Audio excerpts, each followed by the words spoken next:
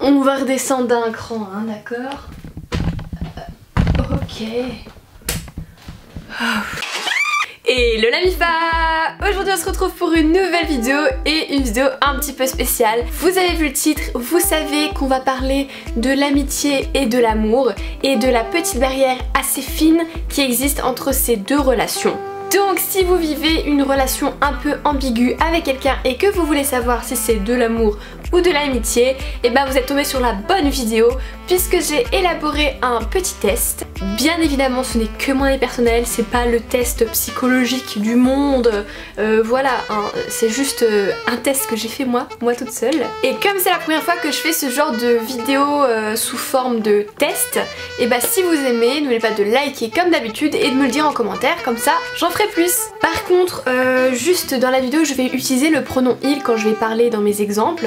Ne vous inquiétez pas, c'est juste plus facile pour moi mais ça marche avec les deux sexes. J'ai dit sexe d'une façon très bizarre. Alors, je vais vous poser 10 questions et en fonction de vos réponses, vous aurez des points. Et du coup, ces points-là vous donneront un résultat à la fin, donc si vous êtes dans une relation amicale ou amoureuse. Alors, prenez un petit papier ou vos mains et comptez vos points et prenez une personne avec qui vous avez une relation un petit peu ambiguë. Première question. Est-ce que vous passez beaucoup de temps ensemble et plus particulièrement seul? Si oui, tu as un point et sinon, 0. Vous comptez, hein, je compte sur vous. Deuxième question. Est-ce que quand vous êtes tous les deux, il parle de ses ex devant toi? Si il évite le sujet, tu as 2 points. Par contre, s'il se gêne pas, 0. Ensuite, troisième question. Quand tu lui parles de tes futures conquêtes, de tes futurs bails qui te tournent un peu autour, si il te donne des conseils, rigole avec toi et t'aide à séduire ces gens, et bah t'as 0 points. Par contre, si le gars a pas l'air très content, il est assez sérieux et te pose des questions du genre tu veux vraiment une relation avec lui? Et bah là, tu as 2 points.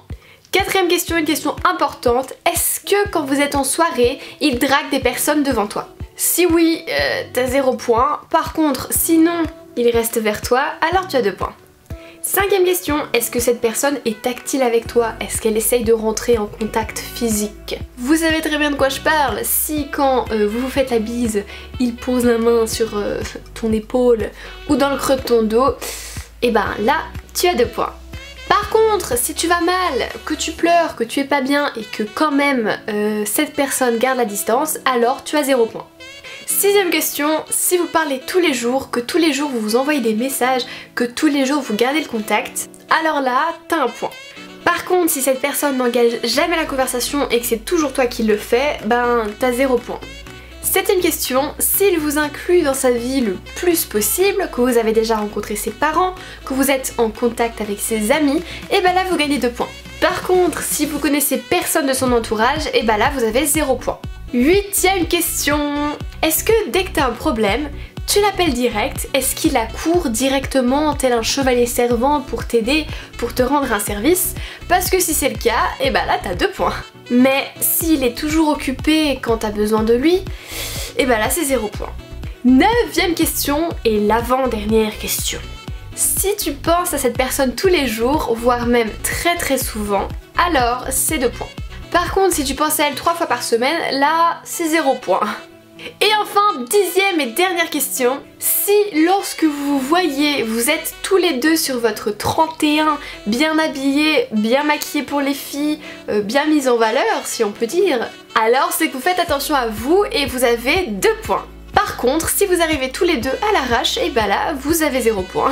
Du coup, voilà, c'était la fin de ce test. Donc, pour récapituler, il est sur 18 points. Donc, si tu as entre 0 et 6, il faut pas trop se poser de questions, vous êtes simplement des amis. Mais si tu as entre 6 et 12, alors je pense qu'il y a peut-être moyen qu'il y ait un de vous deux qui ressente plus que de l'amitié envers l'autre, et dans ces cas-là, il faut pas rester dans ce genre de situation, il faut en parler à l'autre pour avancer. Et si tu as plus de 12 points, alors là c'est sûr, c'est l'amour fou, sauf que bah vous le savez peut-être pas encore, vous avez peut-être pas eu la discussion qu'il fallait, mais je suis presque persuadée que ce que vous ressentez l'un et l'autre, c'est de l'amour.